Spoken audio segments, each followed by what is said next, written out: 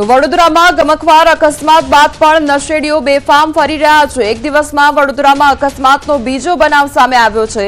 દારૂના નશામાં ધૂત કાર ચાલકે અકસ્માત કર્યો છે। તાંદલજા વિસ્તારમાં નશાખોર કાર ચાલકની કરતૂત સામે આવી છે। અકસ્માત બાદનો વિડીયો વાયરલ થયો છે। કારમાં દારૂની બોટલો મળી આવી છે તો ચાલકને બોલવાનો પણ હોશ નહોતો રહ્યો અને ડ્રિંક એન્ડ ડ્રાઈવના વધતા બનાવો જોવા મળી રહ્યા છે। નિર્દોષોનો ભોગ લેવાઈ રહ્યો છે। હજુ તો વડોદરાની જે હિટ એન્ડ રનની જે ઘટના સામે આવી હતી તેના હજુ પડઘા શાંત નથી થયા અને ત્યાં વધુ એક આ ઘટના કે જ્યાં અકસ્માત સર્જવામાં આવ્યો છે। વડોદરાની વધુ એક ઘટના સામે આવી છે। હિટ એન્ડ રનની ઘટના બની છે। બેફામ કાર ચાલકે રાહદારીને અડફેટે લીધા છે। બિલ કેનાલ રોડ પર અકસ્માત સર્જ્યો હતો। અકસ્માતમાં 3 થી 4 લોકો ઇજાગ્રસ્ત થયા હતા। કાર ચાલક નશામાં હોવાનો સ્થાનિકો દ્વારા આરોપ લગાવવામાં આવી રહ્યો છે। લોકોનો રોષ જોઈ કાર ચાલક સ્થળ પરથી ફરાર થઈ ગયો હતો। અકસ્માત સર્જાતા લોકોએ કાર ચાલકનો ઘેરાવો કરી રોષ વ્યક્ત કર્યો હતો તો કાર ચાલકને બોલવાના હોશ પણ નહોતા તેવી લોકો વાત પણ કહી રહ્યા છે। તો એક પ્રકારે અકસ્માતની ઘટના સામે આવી છે જ્યાં લોકો દ્વારા રોષ વ્યક્ત કરવામાં આવી રહ્યો છે અને લોકો સીધો આક્ષેપ કરી રહ્યા છે કે આ જે કાર ચાલક હતો તે નશામાં હતો, બોલવાના પણ તેને હોશ નહોતા અને અકસ્માત સર્જી બેઠો હતો। વડોદરામાં અવારનવાર હવે જાણે નશામાં ધૂત રહીને અકસ્માત વધી રહ્યા હોય તે પ્રકારની ઘટનાઓ જોવા મળી રહી છે। વડોદરા અકસ્માતમાં મોટા ખુલાસા થઈ શકે છે। આરોપીને આજે કોર્ટમાં રજૂ કરવામાં આવશે। કારેલીબાગ વિસ્તારમાં અકસ્માત સર્જાયો હતો। પોલીસ આજે ઘટનાનું રિકન્સ્ટ્રક્શન પણ કરી શકે છે। આરોપીના રેપિડ ટેસ્ટ પોઝિટિવ આવ્યા છે। આરોપીઓએ ડ્રગ્સનો નશો કર્યો હોવાનું પ્રાથમિક તપાસમાં સામે આવ્યું છે। કાર ચાલક વિરુદ્ધ અલગ અલગ ગુના પણ દાખલ કરવામાં આવ્યા છે।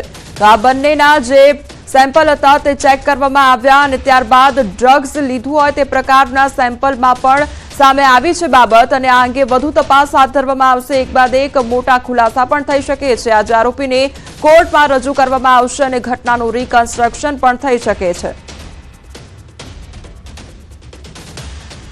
બેફામ રફતાર, ઓવર સ્પીડની સજા અને ઝડપની મજા કેટલાક લોકો માટે સજા બની જાય છે। વડોદરાના રક્ષિત ચોરસિયાના ગમખ્વાર અકસ્માતની જેમ દમણમાં પણ બેફામ રફતારનો કહેર જોવા મળ્યો છે। ખારીવાડ વિસ્તારમાં એક બેફામ કાર ચાલકે 2 વાહનોને અડફેટે લેતા એક વ્યક્તિનું ઘટનાસ્થળે જ મોત નીપજ્યું હતું। ઘટના બાદ સમગ્ર વિસ્તારમાં દોડધામ મચી ગઈ હતી। તેમજ તવક્કલ હોટલની સામે એક કાર ચાલકે 2 મોપેડને અડફેટે લીધા હતા જેમાં બંને મોપેડ સવાર નીચે પટકાયા હતા તો કાર ચાલકને પણ ઈજા પહોંચી હતી। આ બનાવમાં એક બાઇક સવારનું મોત થયું તો ઘાયલ એક બાઇક સવાર અને કાર ચાલકને હોસ્પિટલ ખસેડવામાં આવ્યા છે। આ મામલે દમણ પોલીસે કાર ચાલક વિરુદ્ધ કાર્યવાહી હાથ ધરી છે। ત્યારે જાહેર રસ્તા પર બેફામ કાર દોડાવતા આવા બેફામ તત્વોને કાયદાનું ભાન કરાવવું ખૂબ જરૂરી બન્યું છે।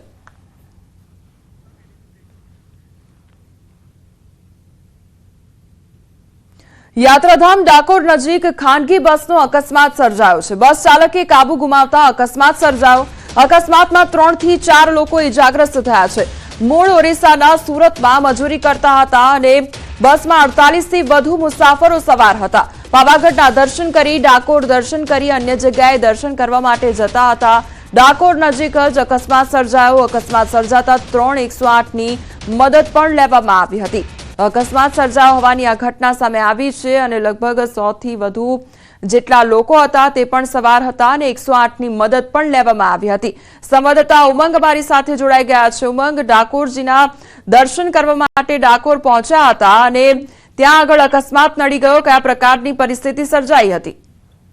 બિલકુલ ચોક્કસથી દીપા વાત કરવા માટે જેમ પ્રકારે અત્યારે સુરતી યાત્રાધામ ડાકોરની અંદર આવતીકાલે ફાગણી પૂનમનો ઉત્સવ હતો અને તેની અંદર સમગ્ર ગુજરાત ભરમાંથી લાખો શ્રદ્ધાળુઓ ડાકોરના ઠાકોરના દર્શન કરવા માટે આવતા હતા।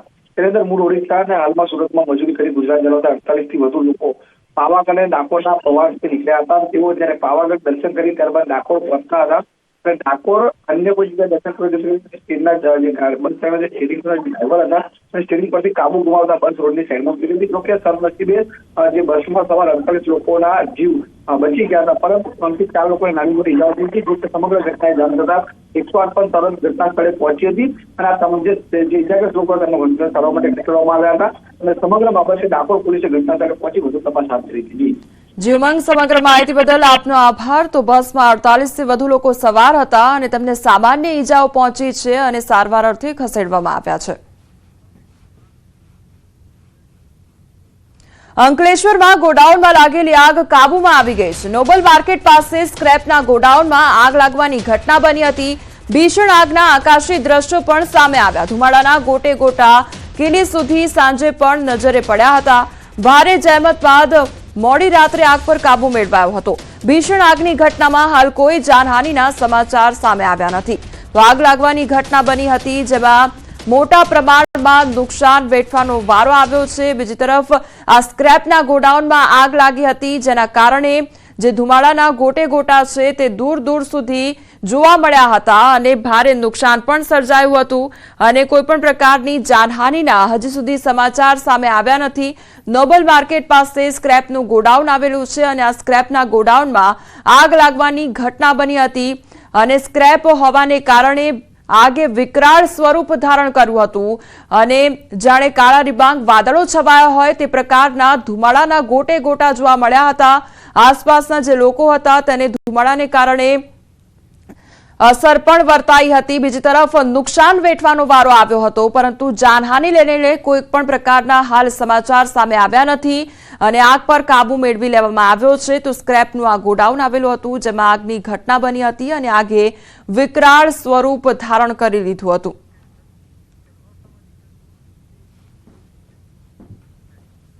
હવે આગળ વાત કરીશું અસામાજિક તત્વોના આતંક વિશે।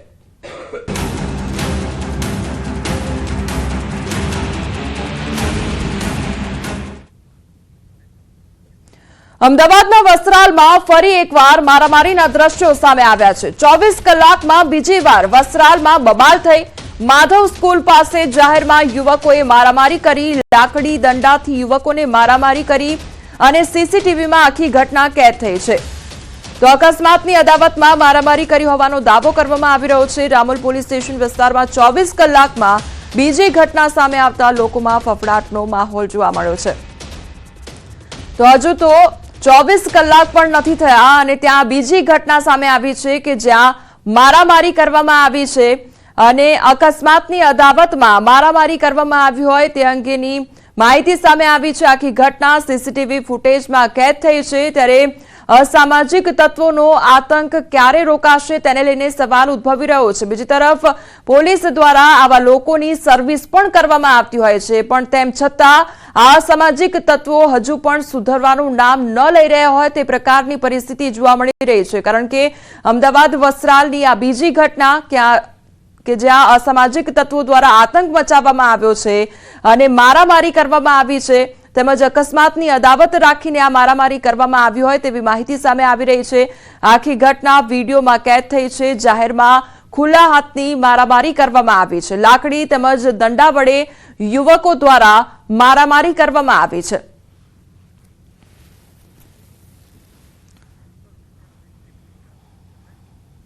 અમદાવાદમાં આતંક મચાવનાર રિમાન્ડ પર અને 13 આરોપીના 4 દિવસના રિમાન્ડ મંજૂર થયા છે। પોલીસે 7 દિવસના રિમાન્ડની માંગ કરી હતી। રામોલ વિસ્તારમાં હથિયાર સાથે મારામારી કરવામાં આવી હતી અને રિમાન્ડ દરમિયાન હજુ પણ મોટા ખુલાસા થઈ શકે છે। તો 13 આરોપીઓની ધરપકડ કરવામાં આવી છે અને હવે 4 દિવસના રિમાન્ડ મંજૂર કરવામાં આવ્યા છે। 7 દિવસના રિમાન્ડની માંગણી કરી હતી। રામોલ વિસ્તારમાં હથિયાર વડે તેમના દ્વારા આતંક મચાવવામાં આવ્યો હતો અને હવે તેમની બરાબરની સર્વિસ કરવામાં આવી છે અને હવે પોતાના પગે તેઓ ચાલી પણ શકતા નથી।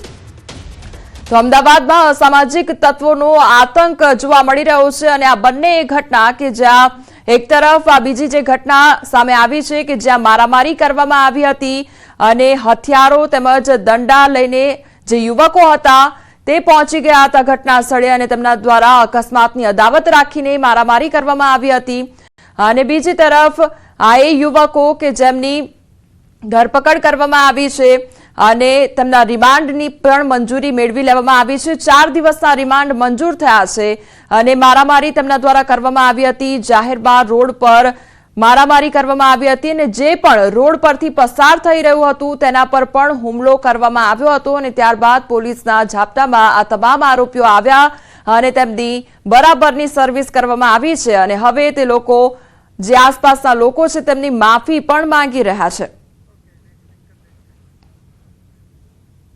આ તરફ વડોદરાની જો વાત કરીએ તો વડોદરામાં ફરી અસામાજિક તત્વોની દાદાગીરી સામે આવી છે। દંતેશ્વર લાકડીઓ અને ધોકા સાથે આતંક ફેલાવ્યો હતો અને રોડ વચ્ચે હથિયારો સાથે ભયનો માહોલ ઉભો કર્યો હતો। બે જૂથ વચ્ચેની બબાલના કારણે અસામાજિક તત્વો રોડ પર ઉતર્યા। સમગ્ર ઘટનાનો વિડીયો વાયરલ થયો છે। વિડીયો વાયરલ થતા કાયદો અને વ્યવસ્થા પર અનેક સવાલો ઉઠ્યા છે। સંવાદદાતા હાર્દિક અમારી સાથે જોડાઈ ગયા છે। હાર્દિક, અસામાજિક તત્વોનો આતંક હવે વડોદરામાં પણ જોવા મળી રહ્યો છે, શું અપડેટ તેને લઈને?